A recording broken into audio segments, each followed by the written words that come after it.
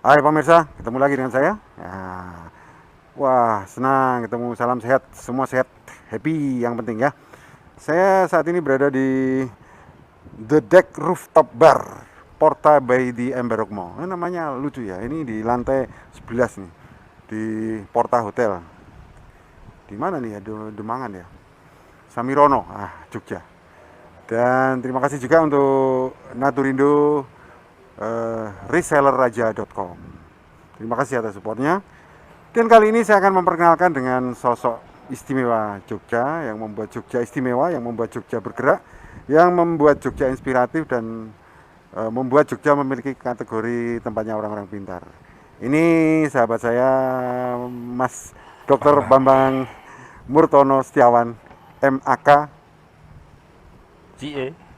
IE. Ya, CA. Ya. CA-nya apa? Chartered Accountant. Sertifikat Akuntansi. akuntansi, sertifikat akuntan, gitu ya. Ya. Beliau adalah rektor UTY. Itu Universitas UTY apa UTY? Universitas Teknologi Yogyakarta. Jadi bukan Universitas UTY tapi Singkatan Universitas Teknologi singkatannya UTY. Yogyakarta. Di mana tempatnya, Bos? Itu kita punya 3 kampus. Kampus 1 ada di Jombor, kampus 2 ada di Gelagasari, kampus 3 ada di Janturan. Wah, menarik sekali. Dan itu sebetulnya berdirinya tahun 2002. 2002. Tepatnya 23 Oktober. Ya. Waktu itu Dan itu sebetulnya merger. 3 perguruan tinggi merger dalam satu yayasan, yaitu STIMIK Dharma Bangsa, STIO, dan ABAYO. Kemudian jadi satu, kemudian membuat perguruan tinggi, di mana kita masih mempunyai beberapa atau sedikit sekali program studinya, tapi kalau sekarang sudah 27 program studi. 27 program studi. tapi sepertinya program studi itu terbagi kayak model SMA ya. Ya, jadi ini agak aneh, mungkin juga baru pertama di Indonesia mungkin. Jadi kami awalnya punya beberapa fakultas, kemudian mulai Januari kemarin kita merampingkan fakultas. Jadi cuma ada 2 fakultas, yaitu Fakultas Bisnis dan Humaniora dan Fakultas Sains dan Teknologi. Nah, karena apa? Karena kita melakukan efisiensi. Ya. Dan itu tidak melanggar dari aturan pemerintah. Ya. Sehingga yang basicnya itu eksakta berarti masuk di Fakultas Sains dan Teknologi. Ya. Kemudian yang basicnya bisnis, humaniora masuk ke jurusan atau fakultas kayak IPA-IPS ya. bisnis dan humaniora. Ya. Yang paling diminati apa? Kalau sekarang yang paling diminati yaitu berbasis pada IT. Oh gitu ya. Ya, berbasis IT. Dan alhamdulillah kami mempunyai 2 program future jurusan prodi, yaitu prodi data science dan informatika medis. Informatika medis. Medis, ya. Informatika medis itu berhubungan dengan, jadi di dalam prodi tadi punya konsentrasi. Nah, konsentrasinya untuk yang data science itu adalah analis data dan juga data science. Kemudian yang informatika medis itu ada 2 konsentrasi, yaitu health software engineering dan health environment engineering. Jadi ada 2 pola. Di mana nanti informatika medis ini larinya akan menjadi telemedicine. Jadi itu membantu dokter di dalam penanganan sakit. Ya. Karena biasanya kalau kita ke dokter kan ditanya berapa lama sakitnya, keluhannya apa. Nah, kalau semua itu kita masukkan dalam database, itu akan mempermudah dokter untuk mengambil keputusan. Yang sudah memanfaatkan lulusan informatika medis mana? Belum ada, karena ini baru 1 tahun kita jalan. Dan itu kalau data science mungkin ada beberapa perguruan tinggi sudah buka, tapi kalau informatika medik kelihatannya baru UTY yang buka. Yang jadi satu-satunya? Insya Allah. Terima kasih. Se-Indonesia? Iya. Keren. Jurusan informatika medis. Fakultas Sains dan Teknologi. Sains dan Teknologi. Ya. Ya, ini yang membuat salah satu penyebab bahwa ketika masa pandemi ini malah jumlah mahasiswa meningkat. Alhamdulillah selama pandemi ini kita meningkat 10%. Meningkat 10%. Jadi Universitas kita menggunakan Teknologi. pola-pola IT, pola-pola media sosial, sehingga mempermudah mahasiswa, mempermudah calon Ya. mahasiswa untuk bisa bergabung ke UTY. Peminat informatika medis meningkat. Ya belum tahu versi besok. Ini kan tahun pertama. Tahun Kita punya pertama satu kelas, kelas. kemudian informatika medis satu kelas, kemudian data science satu kelas. Insya Allah besok bisa berkembang. Karena ini adalah prodi yang future. Ke depan itu pasti akan seperti ini. Iya. Karena semua dunia medis juga memakai teknologi kan Iya. sekarang. Iya. Kebanyakan. Ya seperti sekarang kita pakai masker, sehingga kesulitan untuk mendeteksi ini wajahnya siapa. Tapi kalau kita menggunakan artificial intelligence, itu ada dengan deep learning, itu bisa merubah, bisa melihat, sehingga itu menjadi solusi untuk pengenalan wajah. Ya. Karena semua sudah pakai itu. Nah, mengenai peralatannya, Peralatan kita punya labnya, kita punya, kemudian kita juga didukung oleh beberapa perusahaan IT, ya, dia selalu mendukung, bahkan para regulator juga mendukung sekali. ya. Peralatan apa yang dimiliki UTI yang termasuk langka? Wah, saya tidak tahu persis nek gue, teknis sekali itu kan. Ya, tapi punya Tapi ya. punya. Khususnya informatika medik itu mestinya kan baru ya. Iya. Jadi menggunakan Baru, iya. teknologi. Dan ini baru. sebetulnya kita sudah lama mendesain, kemudian kita juga berdiskusi dengan regulator. Kebetulan para regulator dari kementerian itu profesinya sama, akuntan, sehingga kita bisa diskusi, sehingga kita bisa membuat pola-pola seperti ini. Iya. Ya. Nah, untuk jumlah mahasiswanya berapa? Sekarang jumlah mahasiswanya sekitar 14 ribuan sekarang. Waktu Pak Dr. Murtono menjadi rektor pertama kali tahun berapa? Saya rektor pertama kali tahun 2017. Itu antar waktu, pergantian antar waktu, karena rektor yang lama wafat, kemudian saya yang menggantikan selama 2 tahun, kita merubah kurikulum dan seterusnya. Kemudian tahun 2020 saya mulai menjabat resmi sampai dengan tahun 2023. Ya, waktu masuk menjadi rektor berapa mahasiswa?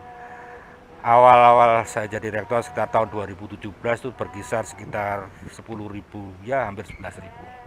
Meningkat pesat ya. Alhamdulillah. Karena jiwa muda sang rektor ya. Nice. Ya karena jadi besarnya UTI bukan karena saya, tapi karena tim di dalam internal dan juga pertemanan. Pertemanan itu penting sekali. Serawung. Iya. Sehingga banyak sekali saya berdiskusi dengan teman-teman lama yang dia punya kedudukan, ada yang industri, ada ada pemerintahan, macam-macam, sehingga itu yang membentuk. Bahkan saya pernah punya pengalaman dikritik oleh Pak Patik tentang kurikulum. Dan inilah yang membuat kenapa kurikulum kita berubah. Sehingga sekarang ini muncul yang namanya kurikulum Kampus Merdeka. Itu dicanangkan oleh pemerintah pada bulan Januari tahun 2020. Nah, alhamdulillah kami sejak tahun 2017 sudah mendesain dan selesai itu pertengahan tahun 2019 selesai. Artinya lengkap kurikulumnya, dan itu juga saya diskusikan dengan regulator sampai ke Pak Menteri. Dan setelah pergantian menteri, ternyata Mas Menteri itu mengeluarkan program Kampus Merdeka, dan alhamdulillah 95% desain kita sama persis. Sehingga mulai tahun akademik kemarin dari 2019-2020 ya, itu kita sudah menggunakan pola yang baru. Itu Mas Kimling. Ya. Nah, fasilitas yang diberikan mahasiswa selain lab apakah juga ada Nah. fasilitas lain? Sebetulnya mahasiswa, orang kuliah, itu yang dicari adalah setelah selesai kuliah, saya mau ngapain. Nah, itu yang paling penting. Ya kan? Ya, tapi kita terangkan yang nanti ya. Iya. Ini paling menarik karena banyak lulusan UTY yang terserap Iya. di masyarakat. Nah, kita sambung lagi setelah yang satu ini.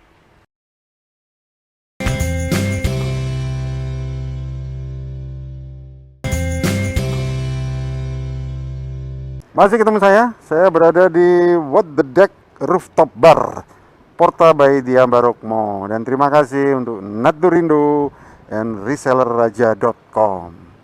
Wah, Pak Dokter, Iya. sebagai orang teknik, ini apa ya? Tempat mandi ya. Ini jacuzzi itu kayak gini ya? Jacuzzi, iya. Betul ya? Wah, seger banget ya. Oke. Nah, Ya, saya teruskan yang ya, tadi. monggo, gimana? Jadi sebetulnya orang kuliah itu apa sih yang diinginkan? Dan UTY ini sebetulnya kalau dilihat dari industrinya adalah industri harapan. Pendidikan kan harapan. Cepat lulus, Ya. berarti kita membuat suasana proses belajar mengajar itu menyenangkan. Kan? Cepat lulus nih rawatan lulus. Iya, artinya hubungan antara dosen dengan mahasiswa itu jangan sampai terjadi seperti zaman Ya, dulu, ada dosen killer dan seterusnya. Sehingga itu memperkuat keingintahuan mahasiswa. Kemudian cepat karir, itu kurikulum kami kita desain benar-benar sesuai dengan passion dari mahasiswa. Karena mahasiswa ini lulus tidak harus melanjutkan, tidak harus bekerja atau tidak harus bikin pengusaha. Artinya apa? Mereka dibebaskan. Silahkan, you mau studi lanjut, kami bimbing di dalam riset. Anda kepengen bekerja, kita bimbing bagaimana bekerja dengan baik. Kemudian yang ketiga, dia pengen jadi pengusaha, kita didik menjadi membuat startup bisnis. Nah, itu tentang cepat berkarir. Kemudian cepat sukses, nah ini berhubungan dengan spiritual. Kemudian berhubungan dengan soft skill. Nah, ini kita bentuk semuanya. Sehingga nanti mahasiswa di semester 6 dan 7 itu dia tidak kuliah di kampus. Tapi kuliahnya di luar kampus. Misalnya di dunia industri dan macam-macam pola. Kemudian satu semester itu tiap prodi itu bisa mengambil mata kuliah di prodi yang lain dalam perguruan tingginya. Dan semua prodi di tempat kami itu diberi atau dibekali yang namanya coding, kemudian artificial intelligence, itu sebagai dasar-dasar. Karena era ke depan itu semua era IT semua. Itu Mas. Ya, nah bagaimana menumbuhkan sense of mahasiswa-mahasiswi itu untuk entrepreneurship? Nah, ini ada kurikulum sendiri yang namanya ya? kewirausahaan. Kemudian ada juga UKM yang mereka bebas mengeluarkan ekspresinya dan semua dibimbing sesuai dengan jalurnya masing-masing. Karena kami punya 12 UKM dan 16 HMC. Ya. Nah, biasanya kalau mahasiswa study tour biasanya satu jurusan. Nah, ini kita tidak bolehkan. Minimal 2 jurusan supaya apa? Dapat ilmu yang lain. Bahkan nanti di tugas akhir pun kita bisa kolaborasi. Misalnya jurusan akuntansi dengan IT bikin program. Nah, itu yang benar-benar aplikatif semua. Gitu. Nah, selama ini kalau menurut pendataan sampling atau mungkin malah di data sudah resmi, lulusan dari UTY ini lebih banyak yang bekerja atau menciptakan pekerjaan? Kalau dilihat dari totalitas banyak yang bekerja, tapi banyak pula yang dia entrepreneur, jadi pengusaha. Bahkan kami punya alumni, dia dari D3, kemudian dia bekerja, masuk lagi sampai S1, kemudian bekerja, bahkan dia sempat punya beberapa perusahaan, kemudian pada saat dia akan membuat usahanya, dia gagal, sehingga habis perusahaannya. Sampai dia menjadi supir taksi. Nah, berkat keuletannya dia bisa membangun lagi, bahkan sekitar tahun 2018 atau 2017 itu yang bersangkutan ini memberi dana Hmm. untuk menyelenggarakan reuni akbar. Itu Sebagai kira-kira dharma sekitar, baktinya sebagai iya, alumni ya. sekitar 1 miliar itu. Hmm. Satu orang itu. Nah, ini yang memotivasi adik-adik kelas untuk menjadi seorang entrepreneur. Hmm. Gitu. Nah, sepertinya daya tarik anak-anak untuk mendaftar di UTY itu adalah karena ada dukungan jaringan yang luas ya Nggih. dari pihak pimpinan universitas untuk Iya. saling bersinergi membangun network Iya. informasi pekerjaan. Iya, benar. Jadi kita punya yang namanya Trust Study, kemudian kita punya kantor untuk khusus mengenai kerjasama, dan alhamdulillah kita sudah punya kerjasama terutama yang mendukung untuk kampus Merdeka yang nanti akan kita lakukan di semester 6, semester 7. Itu sekitar tahun 2023 itu kami sudah menyiapkan untuk tempat mereka magang dan perusahaan-perusahaan welcome. Bahkan kalau dia senang, perusahaannya senang, itu bisa direkrut. Nah, ini sudah banyak sekali yang pengen cepat-cepat Jadi melakukan ada silaturahmi jaringan network antar alumni yang kuat ya? Ya, alhamdulillah. Karena kita sampai saat ini sekitar 21.000 alumninya. Ya. Ya kan?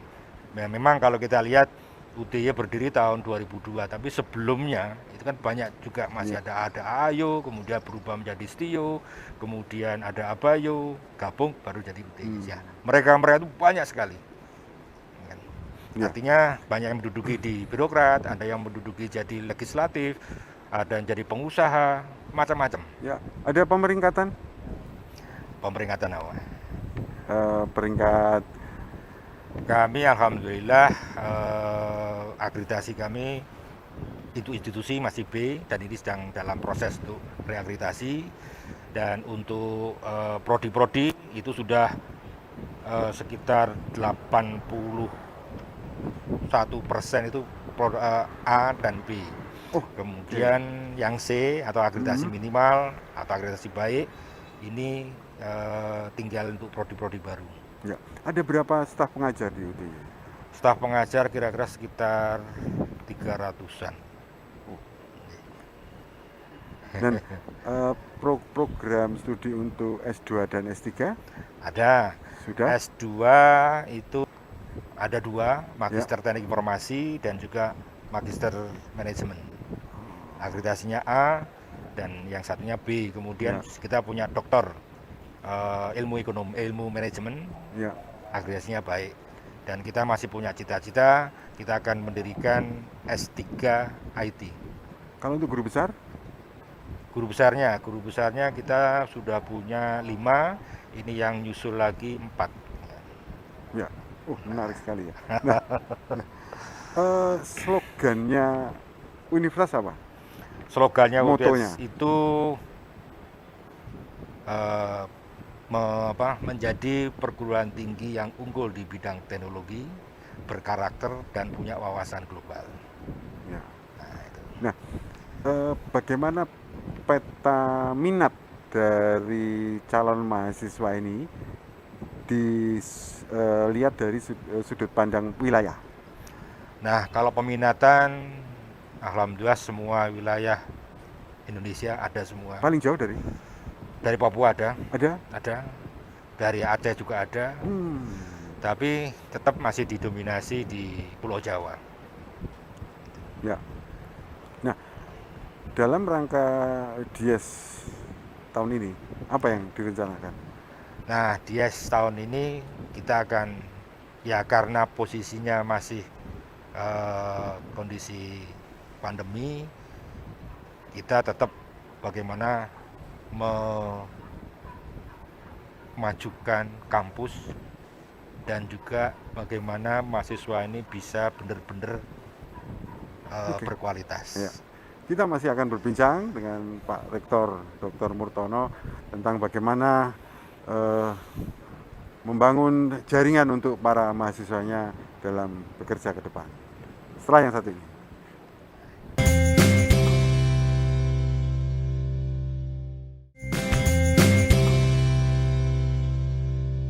Selamat sore, saya masih berada di tempat yang indah, ada busa-busa, jacuzzi di What the Deck Rooftop Bar, Porta by di Ambarukmo.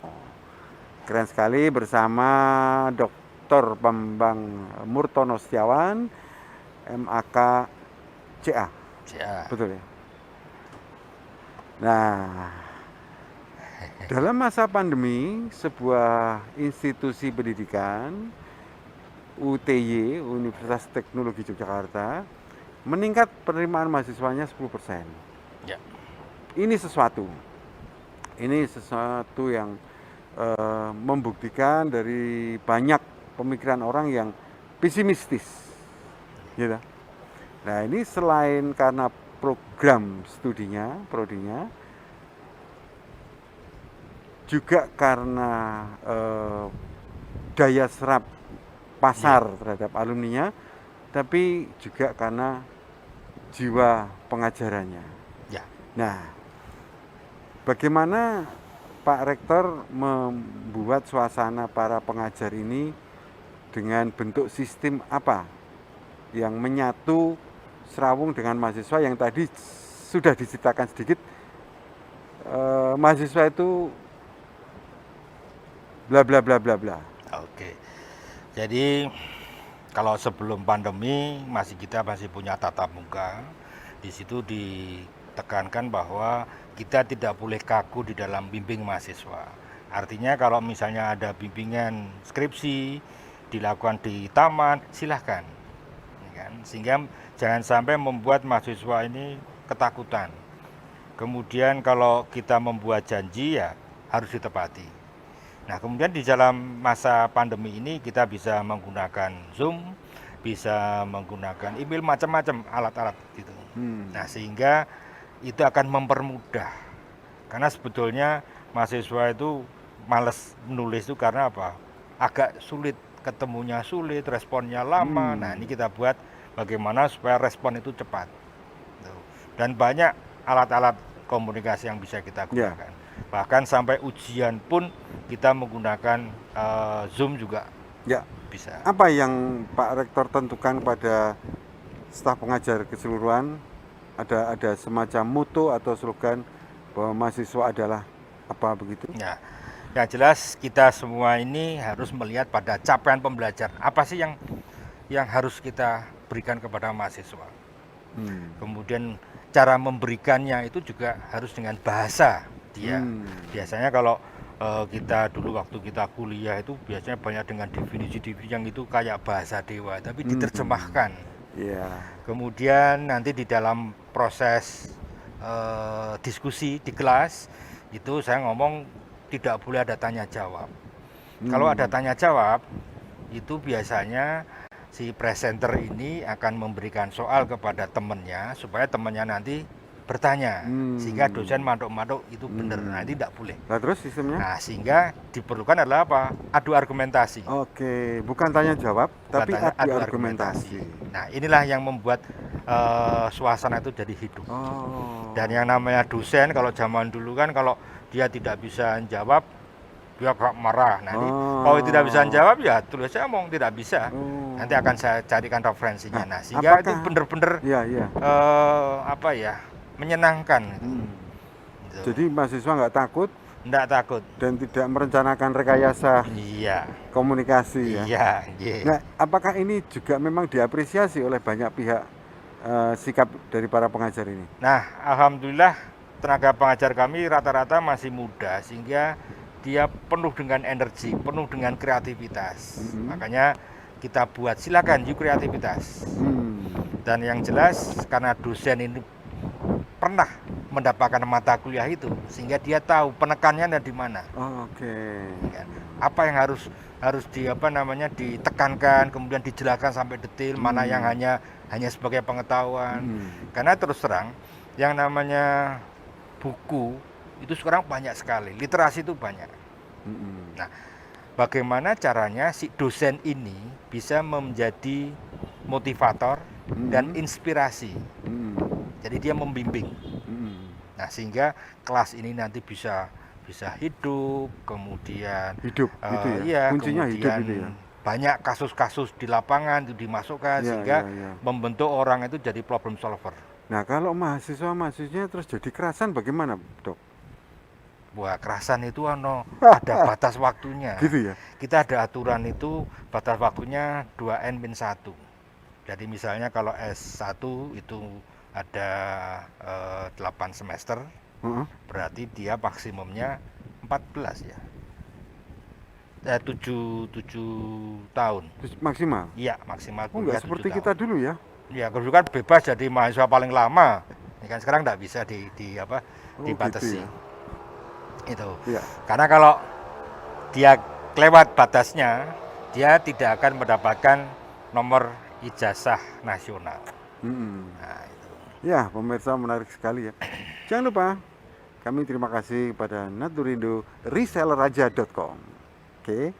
Nah, kembali ke Pak Rektor.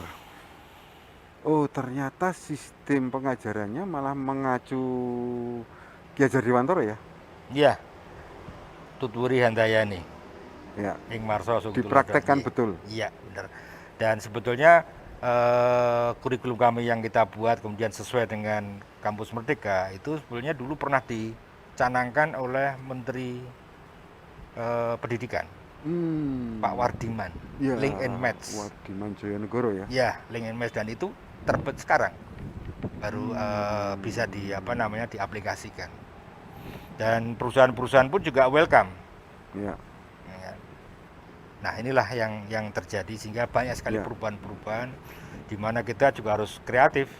Kegiatan magang dari para mahasiswa atau alumni yang bisa diterima di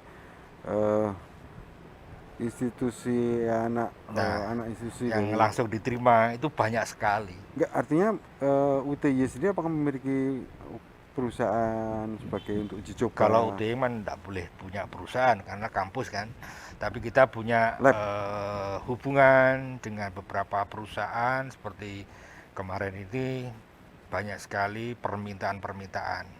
Nah, sehingga kami selalu membuat Career Day. Jadi itu sebelum atau sesudah wisuda, itu pasti. Dan itu banyak, ya banyak perusahaan-perusahaan yang ikut di dalam acara itu. Menurut data, berapa persen lulusan UTY yang terserap? Kira-kira? Kira-kira kalau yang terserap ke dunia itu dunia nyata itu ya sekitar 80% ada. Oh ya? Iya. Baik Iya. berusaha sendiri, Iya. bekerja di tempat Iya. orang, di perusahaan. Bahkan biasanya kalau kakak kelas yang sudah eksis itu akan merekrut adiknya. Dan ya agak apa ya, loyal sekali. Artinya pada saat dia butuh tenaga itu yang diutamakan adalah alumni UTY. Nah, untuk prodi, terutamanya untuk ahli teknik gitu ya, yang paling utama apa di UTY ini? Terkenal dengan apa lulusannya itu? Pemrograman. Programmer. Iya. IT programmer. IT program. Ya. Banyak yang kerja di Google, kemudian di Microsoft dan seterusnya. Oh ya? Banyak. Programmer ya. Iya. Jadi memegang ijazah S1 UTY untuk Ya, programmer itu di samping kita meluluskan itu pakai ijazah, dia juga harus ikut sertifikasi. ya. Oh, langsung ya? Ya, ada Jadi tidak hanya asal lulus saja. Enggak, kita punya program sertifikasi dan sertifikasi internasional. Jadi kayaknya pemegang lulusan ijazah programmer dari UTY dengan sertifikat itu kayaknya langsung terserap semua. Ya, itu pakai gitu. pintu masuk itu. Ya, tinggal nanti setelah dia masuk, bagaimana kreativitas dia itu akan kembangkan. Ya sekarang kan semua lini membutuhkan programmer. Iya. Iya kan? Iya. Nah, itulah peluangnya. Peluangnya. Makanya kalau data science ini sangat menjanjikan. Karena dia yang mengelola semua data. Data yang besar dia kelola, kemudian kita bisa misalnya Mas Gilin punya perusahaan, kemudian konsumen saya ini siapa itu kelihatan, dilihat dari perilakunya, sehingga yang namanya iklan itu bisa langsung ke yang bersangkutan. SMA Mas Rektor lulusan mana? SMA-nya kebetulan bareng dengan Mas Gimbling. 3B, dan saya dulu waktu di Blonjo yang Mas Kimpling, makanya pada saat saya disuruh sini ora iso nolak aku. Bagaimana? Ini penting untuk kita sebagai inspirasi. Waktu SMA mungkin dunianya remaja kan, dunia Ya, kependekaran dan kanuragan. itu masa Sekarang lalu, zaman jahiliyah. sekarang sekarang menjadi pengajar dan panutan. Nggih. Nah, karena apa? Ya itu tadi dengan pengalaman-pengalaman yang dulu, oh ternyata itu salah, saya yang benar harus begini ya. Makanya jadilah pendidik kan. Masa salah dulu? Ini masa muda sepertinya kita harus melewati kayak gitu ya. Iya, Proses. proses itu. Kalau by nggak proses. itu mungkin lain loh malah. Iya, Betul ya? nggih. Itu proses. Luar biasa. Wah, senang sekali ketemu rektor yang spiritnya sangat memberikan inspirasi untuk kita. Dan jangan lupa UTY. Boleh berbagi nomor kontak Pak Rektor? Kontaknya lewat kampus wae. Berapa kamu? Kampus lewat email bisa Ya, info email. uty.ic.id. Ya, pokoknya browsing aja ya. Nggih. UTY Jogja udah banyak sekali Yes. prestasinya. Terima kasih sekali Sami-sami, kehadirannya Mas. di tempat yang indah sore hari ini, dan terima kasih dengan sebuah tempat yang asik sekali, namanya What the Deck Rooftop Bar, Porta by di Ambarukmo. Dan terima kasih juga untuk Naturindo resellerraja.com. Pemirsa, sampai jumpa dengan sesuatu yang berbeda lagi.